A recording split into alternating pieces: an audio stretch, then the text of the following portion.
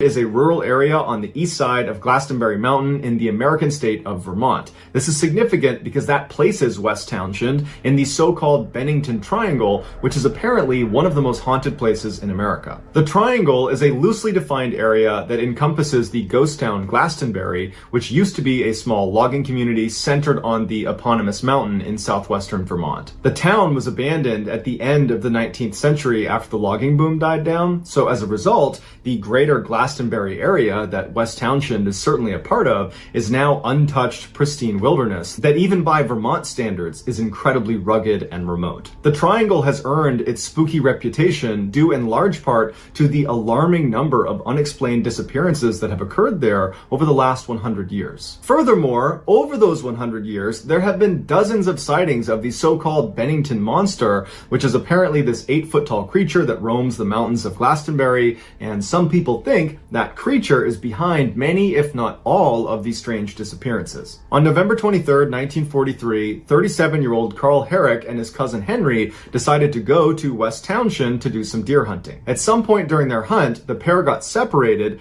and Henry spent some time yelling for Carl and looking around for him, but he couldn't find him, and so he assumed he must have gone back to their camp. But when Henry got back to camp, it was empty, and Henry waited around for a little while for Carl, but he had this sinking feeling that something was wrong, and so relatively quickly, he left to get police. Police show up, they launch the search. For 3 days, they combed the entire area, and there was just not a sign of Carl anywhere. On the third day, Henry discovered Carl's body. He was lying motionless, face down in a clearing in the woods. Initially, Henry thought maybe he was still alive, so he ran over to him and rolled him over, and very quickly realized that no, Carl was deceased. However, there weren't any obvious injuries to Carl's body. He had some minor scratching on his arms and on his hands, but that was about it. Henry looked around the area and he found Carl's rifle that was loaded leaning up against a tree 70 feet away from where Carl was. Next to his rifle on the ground was an expended shell casing. Also, around Carl's body were apparently huge bear tracks. The official cause of death was baffling.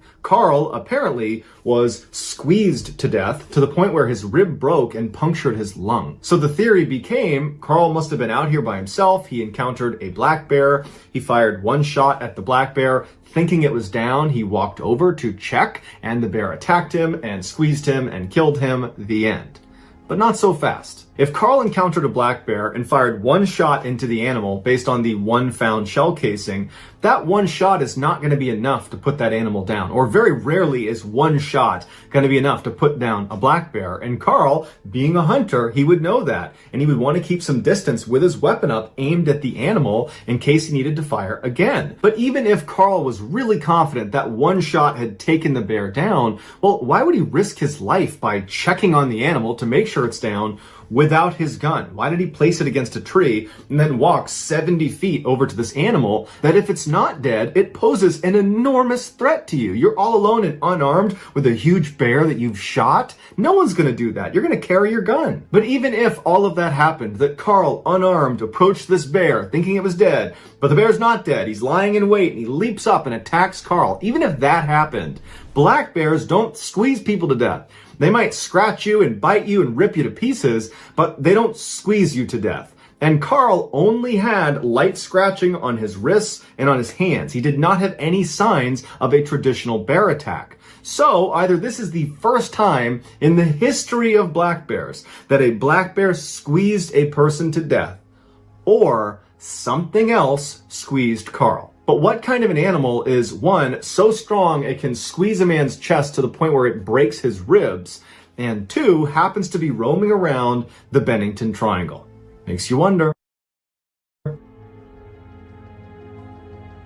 Ape Canyon is a gorge on the southeast portion of Mount St. Helens in the American state of Washington. The canyon is so named after a group of miners alleged that ape men, aka Bigfoot, attacked their cabin there in 1924. And if you want to learn more about that specific event, I covered it on my YouTube channel in an earlier video. It's right here. It's called Scariest Bigfoot Attacks, and I'll also include a link in the description. And while some people believe there are literally ape men running around this gorge on Mount St. Helens, there's never been a confirmed sighting. However, there was an event in 1950 that forced the general public to come to terms with the idea that there could be ape men running around Ape Canyon, or at least a large predator somewhere out there. In 1950, 32-year-old Jim Carter was a member of the National Ski Patrol at a ski area called the Milwaukee Bowl, which is in the state of Washington. Like everybody else on the ski patrol, Jim was a highly skilled skier and mountaineer. In May of that year, Jim was a part of a 20-person climbing party from Seattle, Washington. Their plan was to go to Mount St. Helens, hike up above the tree line, pick a spot, and then ski back down again. So the group arrives at Mount St. Helens, they hike up the mountain, they reach the spot where they want to ski down from,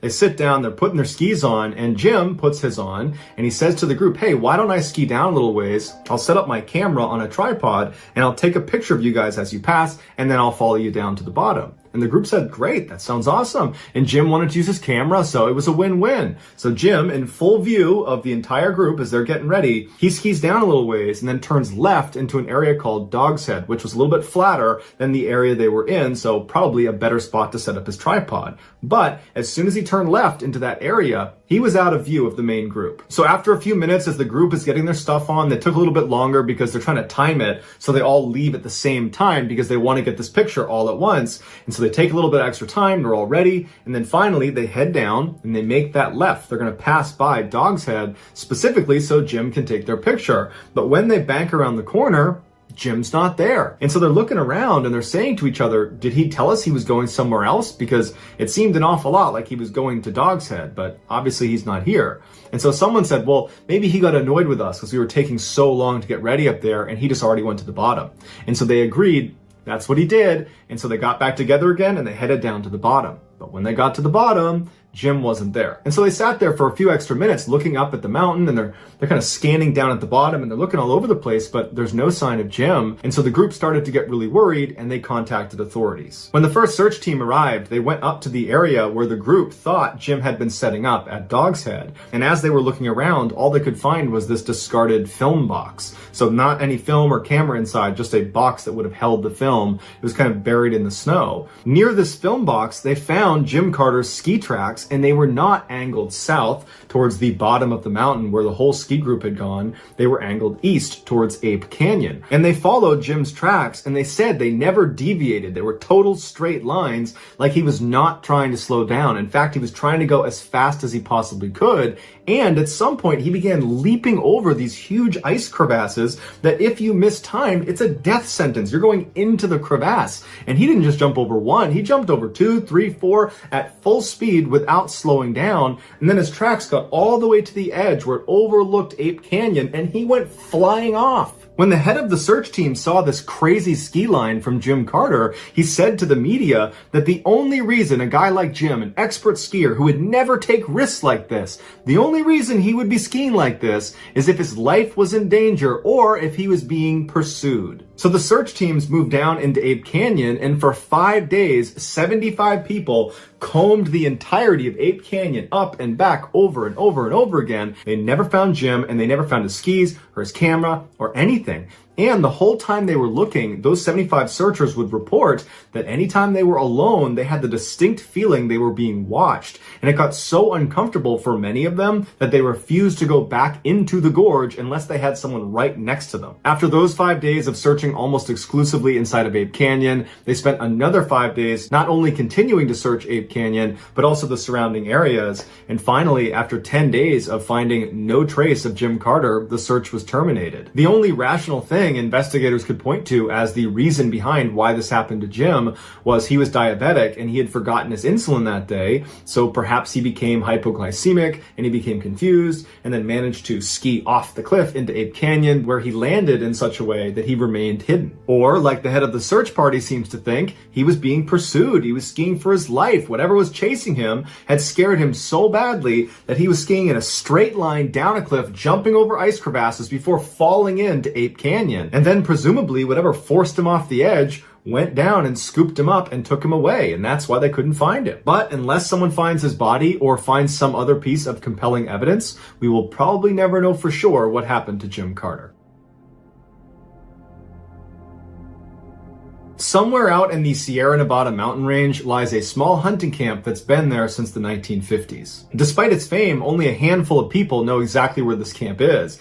But even if you were given explicit directions on how to get there, you might just walk past it because it's tucked away in the middle of the woods up on this mountain. It's just a small fire pit, a couple of logs around it, another log set up for cutting wood, and there's some paths that have been beaten down over the years from its occupants, but it's pretty much unremarkable. According to camp members, the fastest way to get to the site is by horseback, and it's approximately 8 miles, and it's through very rugged terrain on this mountain, and it includes a 4,000-foot elevation gain. However, this 8-mile trail is not marked, and every year it changes slightly because trees will fall along the way, changing the topography. Ron Moorhead, who's one of the 4 original camp members, laments the fact that anybody knows anything about this campsite. He wishes they could have kept it a secret, but he knew that wasn't an option after what they discovered there in late 1971. In early 1971, Ron was a young man and he was invited out for the first time to the Sierra camp by the 3 founding members. When Ron got there, he fell in love. It was this beautiful, natural, pristine wilderness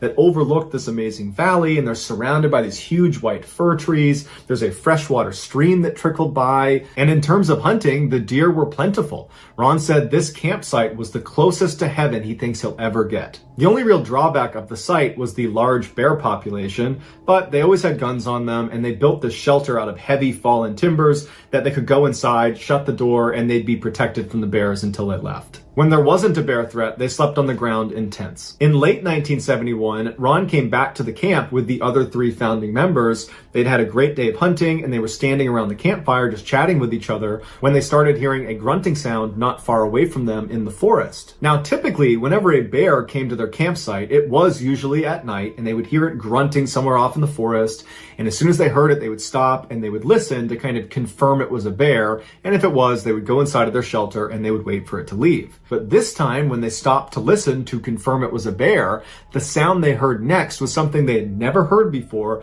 and it was so frightening they almost fell over each other running to get inside of the shelter. It was like a whooping sound you would expect from an ape, except instead of a series of whoops like you would expect from an ape, it was one loud whoop, and then silence, and then another creature somewhere else made a responding whoop that sounded different than the first. There was at least 2 creatures that were basically speaking to each other out in the forest out of view. Ron would say, as these creatures were howling and whooping at each other out in the forest, the men were huddled around inside of the shelter looking at each other like, what is that? Has anybody heard that sound before? And nobody knew what it was. And after a little while, they heard these creatures running towards the camp. They were pretty well off, but they heard these heavy footsteps approaching. And so Ron and the others, they put themselves up against these slats inside of the shelter where they could look out in the direction where these creatures were. And they're staring out just past the light of their campfire into the dark forest. And they hear these things running, and they stop. They don't come into the clearing. It's like they're just outside of where they could see. And then their tone completely changes. These creatures, which are now one on one side of the camp and one on the other, begin speaking to each other in a language that almost sounds human, but it was nonsensical. It sounded like an imitation of a human language, but not human. And so Ron and the others are terrified, and they're just staring through the slats, waiting to see this creature that's going to emerge at some point, but it never does. Instead, the creatures continue to stay outside of the light, and they move around behind their shelter out of view. And so Ron and the others move to the very middle of their shelter to get as far away from the walls as they can, because there are breaks in the walls, and they're worried one of these things is going to reach through and grab them. But finally, after hours of these creatures running around the perimeter of their camp, communicating in this totally otherworldly language, they started whooping again and ran off. And for the rest of the night, Ron and the other 3 stayed right in that shelter. The next day, when the sun came up, the men were out of that camp as fast as they could. These are hard, rugged men, and they were very shaken up by this experience. And they tried to talk about it, but there was just no way to describe what they were hearing and experiencing. And so they just decided they just wanted to get out of there as fast as possible, and they'll deal with this later. But as soon as they got out of the woods and back to their homes, they didn't talk about it anymore, except Ron became obsessed with whatever it was that was making that sound. He so desperately wanted to find out what it was. And so he convinced the other 3 members to come with him and go back to the campsite, Except this time, Ron was going to bring an audio recorder and he was going to try to capture some audio of these creatures. And so the four men went back to the campsite. They didn't even hunt that day. They stayed right near the campsite. They made this big fire and they're all just kind of nervously sitting there waiting, kind of hoping it happens and also hoping it doesn't happen. And at some point in the evening, Ron said he heard footsteps way out in the middle of the forest and they sounded like they were running towards the camp. The four men sprint inside the shelter, lock it behind them, and Ron turns on the audio recorder. Now, before you listen to this famous recording, here are its bona fides. After being recorded, Ron sent it to Dr. R. Lynn Curlin, who is a professor of electrical engineering at the University of Wyoming, and he and his team analyzed it, and they concluded that 1, it was unaltered, so it's not been edited, it's not been doctored in any way, it's an authentic audio recording. And 2, whatever was making the sounds could not have been a man, because their vocal range was dramatically higher and lower than that of a human's. The doctor said, based on average pitch and tract length, the creature that was making the sound most likely was between 7'3" and 8 feet tall. In addition to the Dr. Curlin examination, a cryptolinguist expert named Scott Nelson also pointed out that it would have been nearly impossible in 1971 for Ron or any of the other hunters to dub the sound of their voices, which are on the recording, over the sounds that these creatures were making. Because a couple times in the recording, you hear both sets of voices happening at once. That's something you couldn't have done in 1971. Despite numerous attempts to debunk this recording, it still stands as a legitimate, unedited recording. Although what they were recording is still a mystery. Have a listen.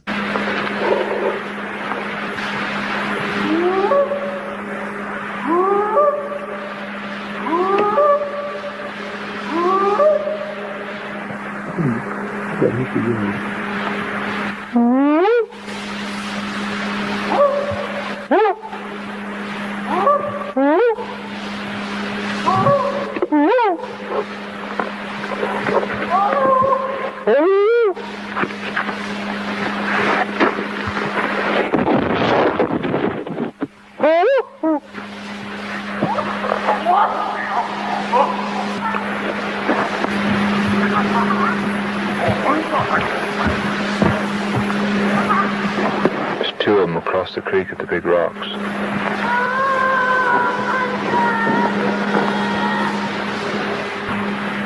It's a hard act to follow. He sounds like he talks to others and they talk to each other. Yeah.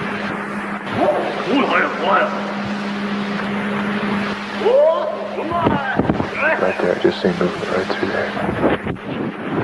Shortly after this recording was made, Ron stopped hunting at this camp. However, over the years, he has gone back several times because he's obsessed with trying to find out what's out in the forest. But he says to this day, he still has no idea. So that's going to do it, guys. If you found the secret in today's video, let us know in the comments what it is and where you found it. So give us the timestamp. And if you're the first to do that, we'll pin you at the top of the comment. Dr. Bill Linder groaned as he dragged his suitcase up the stairs of his house in Columbus, Ohio. It was June of 1990, and the 43-year-old doctor had just returned from a family trip to Israel with his 2 teenage daughters. The vacation had gone smoothly until one of their relatives got seriously ill. Bill's wife stayed behind to care for their family member, while Bill and the kids returned back home. As he struggled to get his heavy luggage up each step, Bill could hear his daughters, 15-year-old Jocelyn and 16-year-old Hillary, running down to the basement to watch a movie.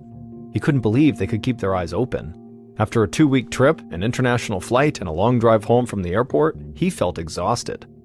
When he finally reached the upper landing, Bill headed straight to his room and collapsed into bed. But as soon as he took off his socks, he noticed his ankles looked swollen. Bill wondered if he'd accidentally injured his ankles by walking too much on vacation, but when he felt around the joints for sore spots, they didn't hurt. So Bill figured the swelling must be a result of too much sitting during the long international flight. Bill stood up and walked into his bathroom and grabbed a bottle of diuretic pills out of his medicine cabinet. He took one, hoping it might reduce the fluid buildup in his body. Then Bill crawled back into bed, desperate for a nap. Less than an hour later, Bill woke up. He still felt tired, but it was getting close to dinner time, and he knew his daughters needed to eat. So he threw the covers back and got out of bed. Bill walked out of his bedroom, intending to walk down to the kitchen, but as he stood at the top of the stairs, he started to feel lightheaded. His vision went blurry and his ears began to ring. He reached out to grab the stair railing for support, but he missed, and instead of catching himself, he fell face first into the metal rail. For a moment, everything went black. Then Bill heard Jocelyn and Hillary running up the stairs, followed by their frantic voices asking if he was okay. Bill slowly opened his eyes. He realized he was lying at the top of the stairs, and he felt this warm, wet liquid dripping down his temple. He touched the side of his head, and when he looked at his fingers, he saw they were covered in blood. He turned to his side and saw both of his daughters staring at him, their eyes wide with terror. Bill slowly stood up, holding onto the railing this time, and promised Jocelyn and Hillary that he was okay.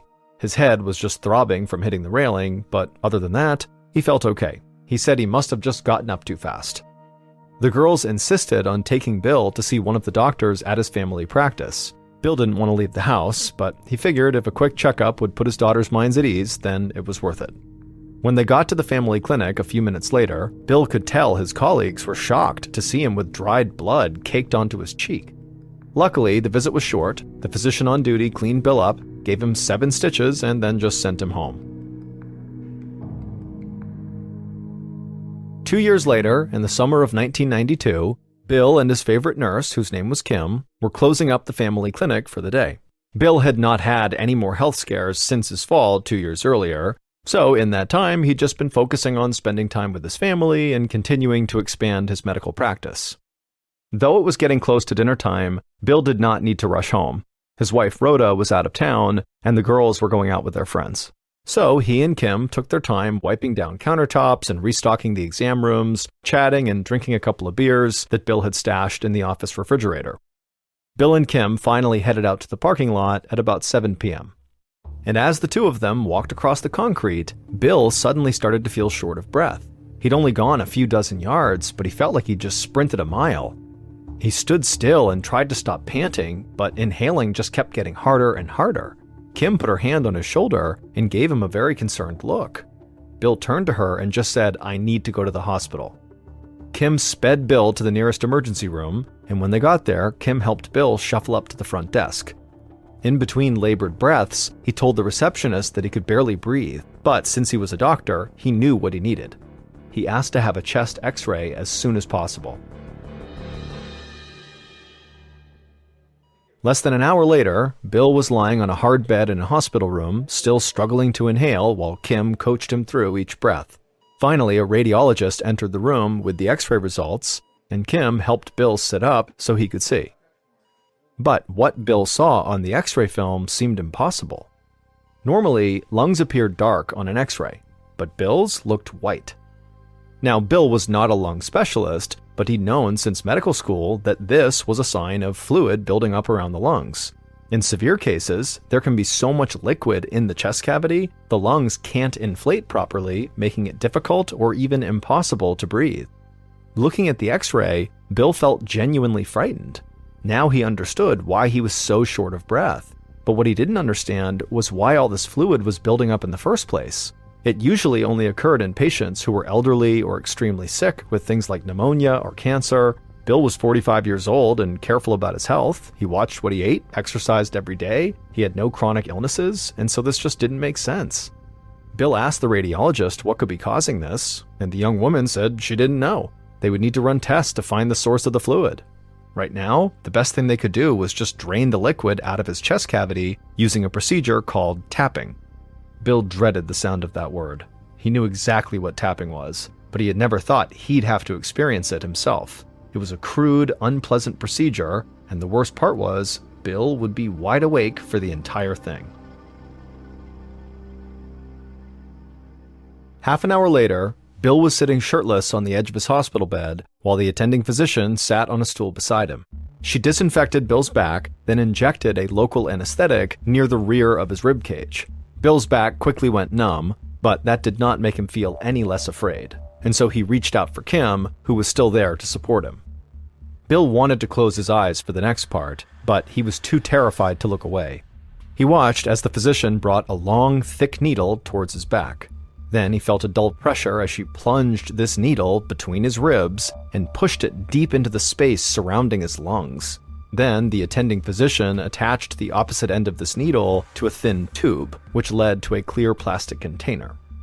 As Bill squeezed Kim's hand and tried to relax, liquid began to drain out of his chest.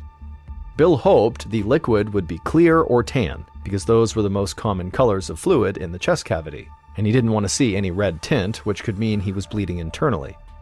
But the fluid Bill saw coming out of his back and going up this tube was not clear, tan, or red. It was a thick, milky, yellowy substance that reminded him of the filling inside of a lemon meringue pie. He sat there watching this weird, gross liquid flow through the tube until an entire liter had been drained from the area surrounding his lungs.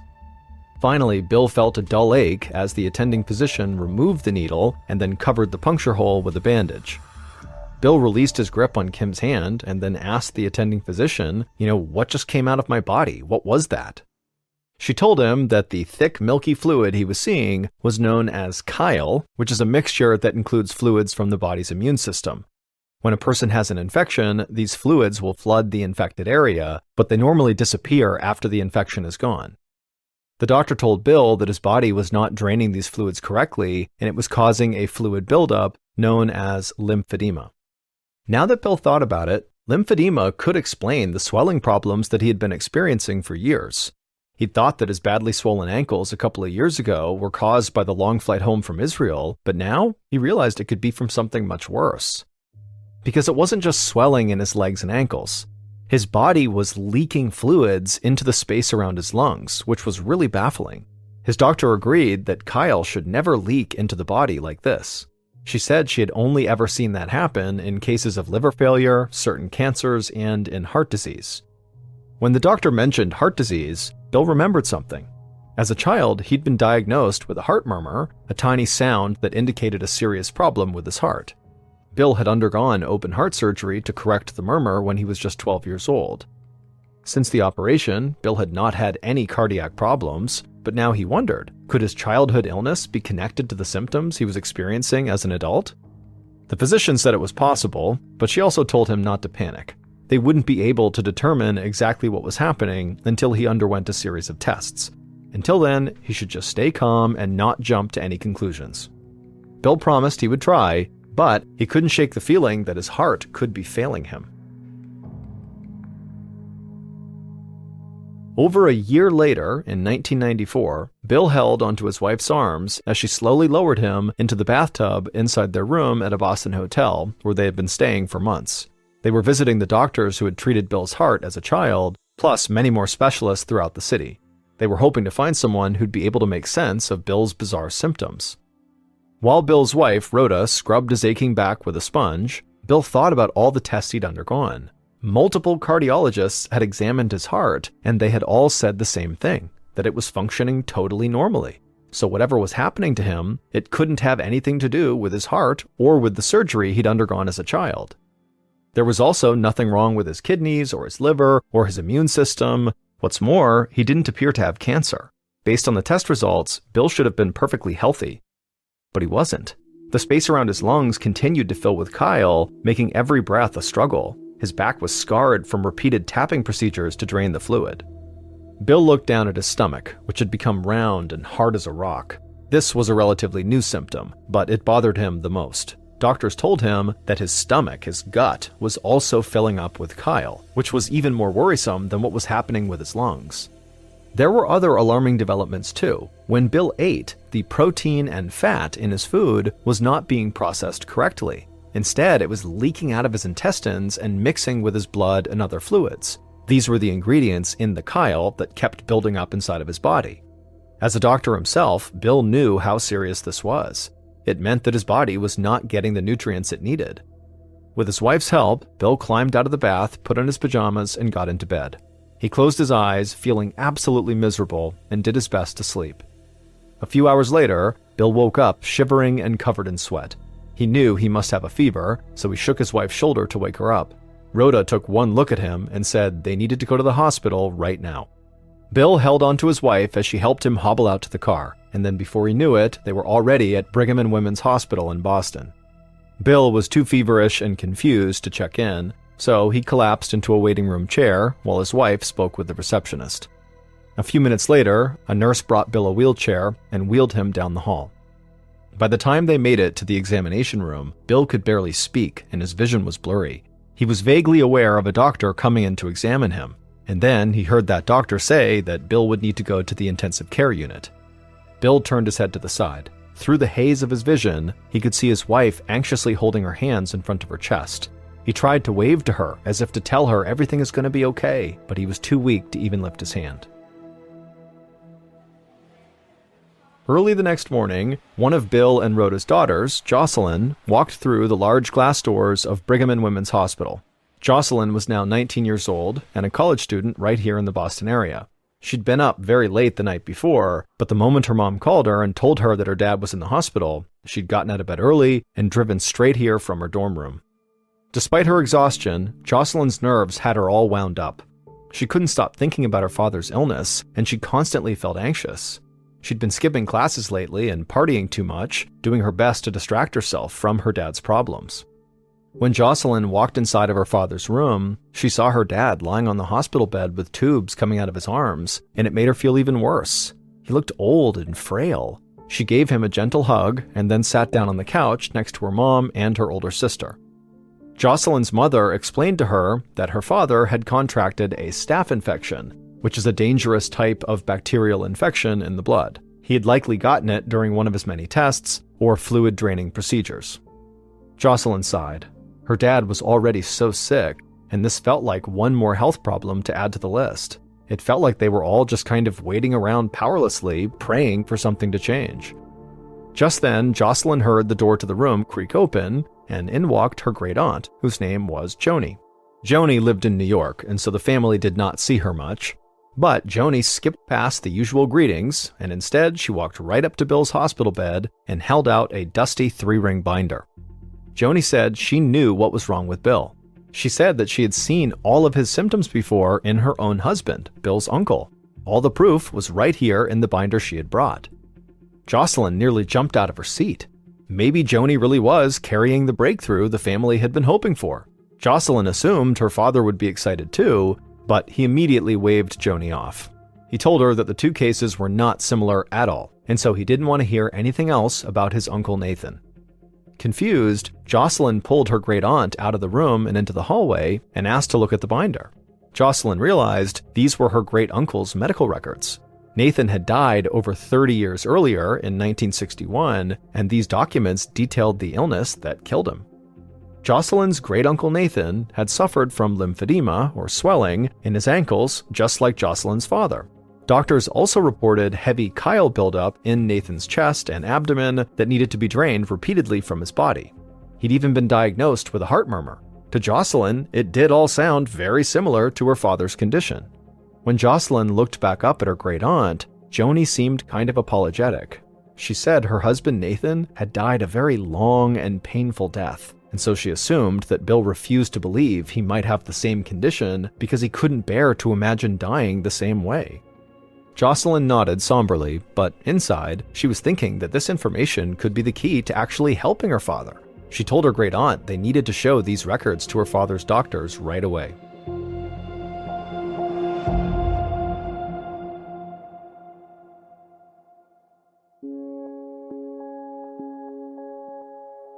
The same day that Bill was admitted to the ICU, Dr. Christine Seidman was eating lunch in her office at Brigham and Women's Hospital.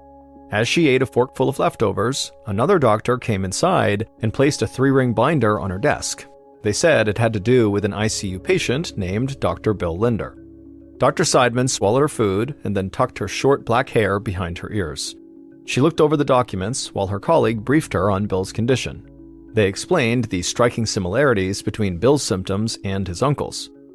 Dr. Seidman immediately knew this case was right up her alley. In addition to being a cardiologist, she was a geneticist. Dr. Seidman knew that if anyone could solve this mystery illness, it was her. She jumped up from her desk and headed to the ICU. A few months later, in early 1995, Jocelyn sat on an exam table in the Brigham and Women's Hospital as Dr. Seidman rubbed cold gel across her skin and then pressed an ultrasound scanner against Jocelyn's chest. Dr. Seidman was performing something called an echocardiogram, or an ultrasound scan of Jocelyn's heart. The pressure of the plastic scanner hurt, but Jocelyn was too anxious about what the scan might reveal to worry about the pain. Ever since Dr. Seidman began looking into Bill's illness, she had been working closely with Jocelyn and the rest of the Linder family. Her goal was obviously to cure Bill, but to do that, she first had to identify his condition. She'd interviewed the Linder family and collected medical records going back generations, and she'd kept Jocelyn up to date on all her research, which was why Jocelyn knew how important this scan was. Dr. Seidman found that Jocelyn's father and great-uncle were not the only ones who suffered from this mystery illness. Jocelyn's great-grandmother, May, had had it too. The disease appeared to be hereditary, which meant it was getting passed down generation to generation. When Dr. Seidman had called Jocelyn in for this appointment, she explained that all three of Jocelyn's relatives who had dealt with this mystery illness, so her dad, great-uncle, and great-grandmother, had the same symptom first: a heart murmur. The doctors who had been treating Bill until now thought his childhood heart condition was totally irrelevant. But Dr. Seidman had discovered that it was actually the telltale sign of the mystery family disease. Jocelyn watched Dr. Seidman stare intently at the ultrasound screen. Then the doctor turned to Jocelyn, and with a pained expression on her face, she said Jocelyn did have a heart murmur. It was not a guarantee that Jocelyn would eventually develop the family disease, but there was now a very strong chance that she could. Jocelyn imagined her own body filling up with all that chyle the way her father's was, and tears began to well up in her eyes as she watched the black and white image of her heart beating on the screen. Normally, a heartbeat was a sign of life, but to Jocelyn, her heartbeat looked like a death sentence. Almost a year later, near the end of 1995, Bill sat inside of a room at the Ohio Doctors Hospital in Columbus. His condition had only gotten worse, and because doctors in Boston had not been able to help him, he and his wife Rhoda decided to go back home to Columbus. However, even though they were now closer to their house, Bill rarely spent a night in his own bed. He was almost always in one hospital or another. That day, Bill was hooked up to an IV that pumped vitamins and minerals into his bloodstream. His mystery illness had been stealing proteins and fats from his digestive system for almost 3 years, and so he now had to have this injection of nutrients twice a day in order to get the nutrients he needed. Bill looked down at his scab-covered arms from all the needles, his swollen ankles, and his huge, rounded stomach. He was in the worst shape of his life, physically and mentally. Bill knew that Dr. Seidman was trying to identify his illness and find a cure, and he had held out hope that she would. But now, he was just worried about the rest of his family.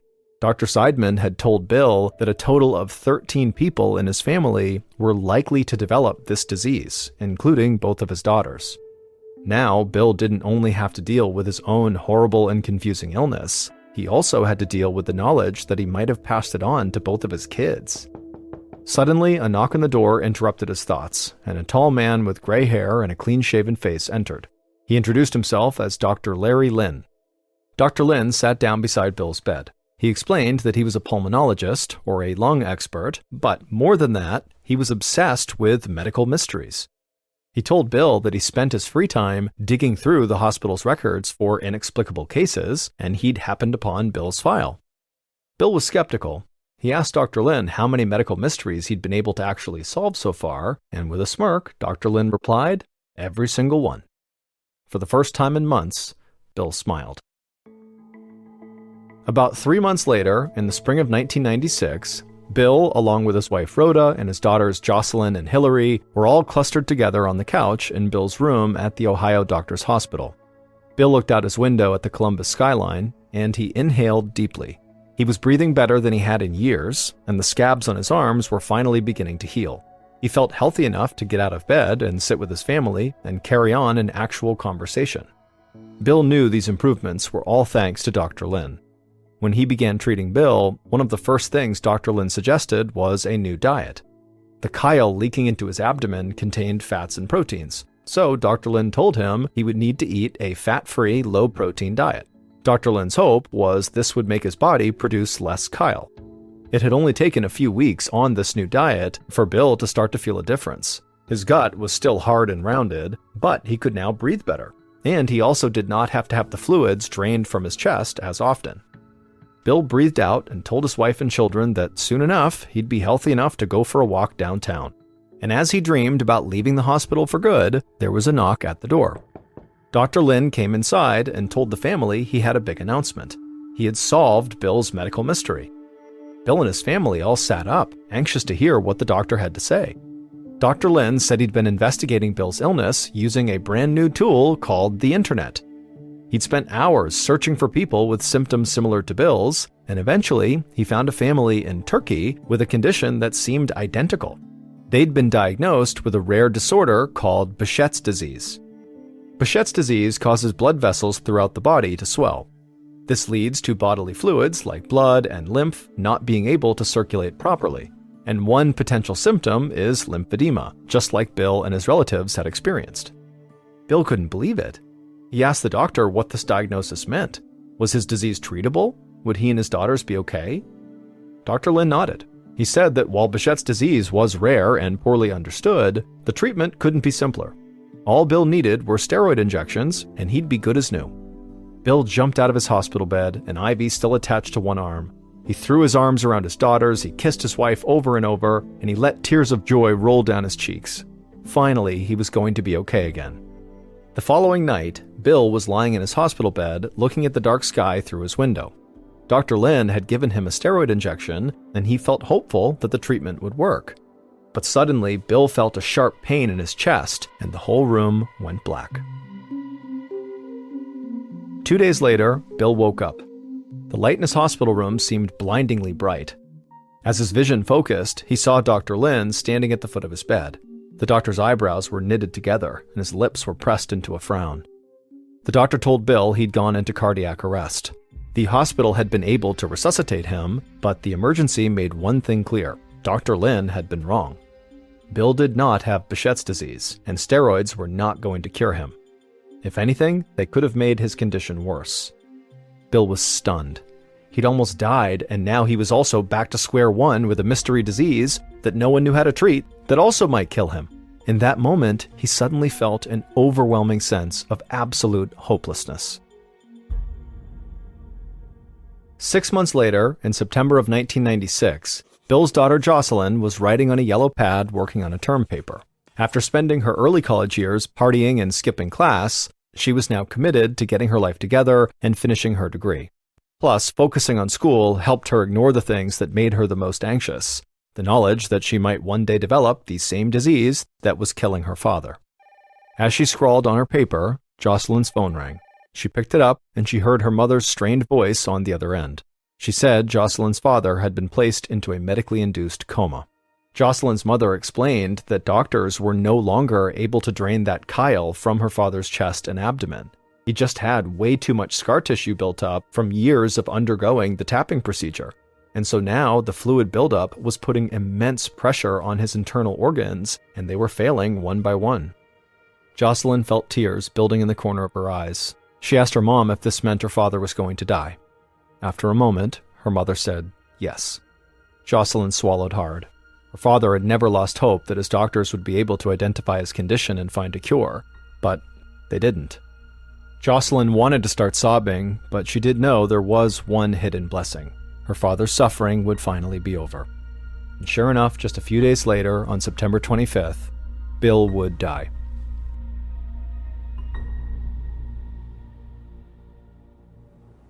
Seven years later, in 2003, 28-year-old Jocelyn was walking towards the Golden Gate Bridge in San Francisco, California. After her father passed away in September of 1996, Jocelyn had moved far away to California, but the trauma of her father's slow, painful decline followed her wherever she went. She was acutely aware that she might meet the same fate. It was also very hard for Jocelyn to forget that she had not been there during her father's last moments. She'd flown to Columbus and gone to the hospital, but when her dad actually drew his last breath, Jocelyn had been outside smoking a cigarette.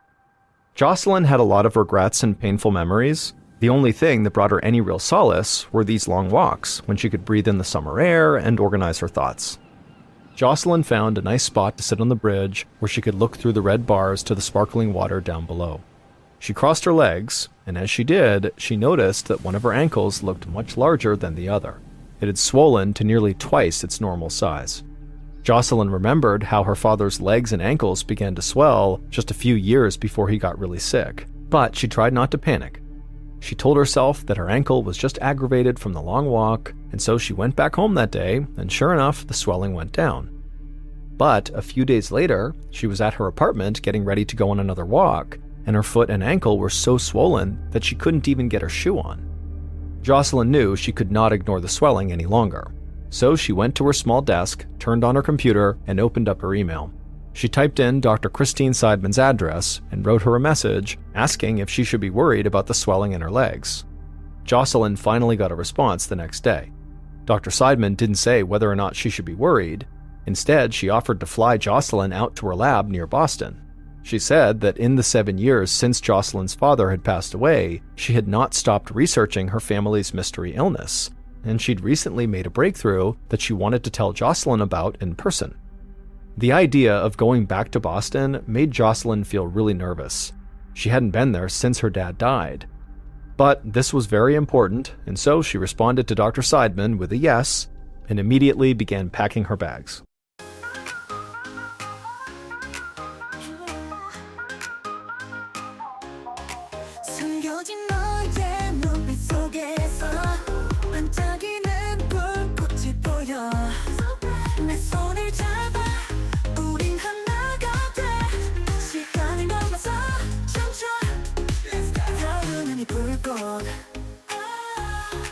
멈출 수 없는 열정 너와 나의 리듬 속에 순수한 불꽃이 피어올라 순수한 불꽃 우리 함께 빛나 리듬에 몸을 맡겨 달려가 이 순간에 모든 걸 걸어봐 우린 순수한 불꽃처럼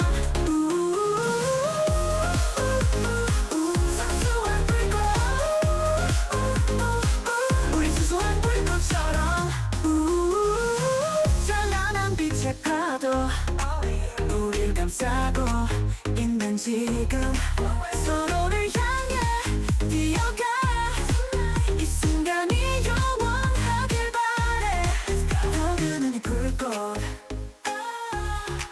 멈출 수 없는 열정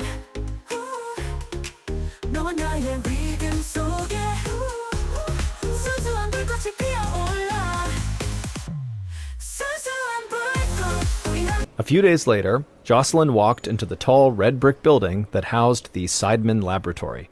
She went inside and introduced herself to one of Dr. Seidman's research assistants, a young, dark-haired woman. As soon as Jocelyn said her name, the research assistant beamed. She told Jocelyn that she was so excited to see her. Jocelyn was really taken aback. She didn't even realize that the researchers would know who she was. Just then, Dr. Seidman rounded a corner and said hello, looking happier than Jocelyn had ever seen her before. Jocelyn followed her into the back of the lab, trailed by the cheerful assistant, and they all sat down in the cluttered room while Jocelyn looked back and forth at the two women, a little uneasy at how excited they both seemed. Before she could even ask what was going on, Dr. Seidman told her. She and her team had used a technology that had only just been developed, and at last, they had found the cause of her family's mysterious disease. Dr. Seidman had been painstakingly creating a map of Bill Linder's genes so that she could find anything that looked out of the ordinary. But there are hundreds of thousands of genes in every individual person, and Dr. Seidman had to build her map one by one. That's why her research had taken so long. But finally, they'd found an extremely rare mutation of a single gene that had caused Bill's illness. It was a lot like finding a needle in a haystack. The chances of a single defective gene leading to such a debilitating illness were about 1 in a billion. Even more surprisingly, Dr. Seidman concluded that no one in the world outside of the Linder family carried this mutation. Dr. Seidman discovered that the genetic mutation began with Jocelyn's great-great-grandmother, Esther, who first showed symptoms of the disease roughly 100 years earlier. That made Esther what disease trackers call patient zero, the first patient with a brand new disease. Since Esther, this mysterious condition had been passed down 5 generations. Once Dr. Seidman found this genetic defect, suddenly Bill's illness made more sense. The mutation stopped his liver from being able to properly filter toxins out of his blood, and from there, it caused a cascade of serious problems, including the chronic swelling and the chyle buildup in his chest and abdomen. Lastly, the genetic mutation also appeared to cause the family's telltale heart murmur. Jocelyn was on the edge of her seat as she heard all this. She asked Dr. Seidman if now they'd be able to cure her, her sister, and her other relatives who had likely inherited this disease. But Dr. Seidman shook her head sadly. She said, while this was a huge discovery, many questions still remained. I mean, at this point, they didn't even have a name for this disease, and so they really had no way to treat or cure it, at least not yet. Jocelyn felt totally deflated. Even though they had just figured out what was behind the family's deadly illness, there was nothing she could do about it. Over the last 20 years, Jocelyn has come to terms with her diagnosis. Because the risk of passing on her deadly genetic variant was so high, Jocelyn and her husband chose not to have kids. Her older sister Hillary opted to use a form of in vitro fertilization that allowed her to have twins who were both free from the family disease. Right now, in the 6th and newest generation of the Linder family, there are 23 children. But due to advances in fertility treatment, none of these new generation kids have the genetic mutation. The Linders were able to stop the spread of their family illness. Today, there are 7 members of the Linder family who do carry the genetic mutation who are still alive. Dr. Seidman and her team continue to research their illness in hopes of someday finding a cure.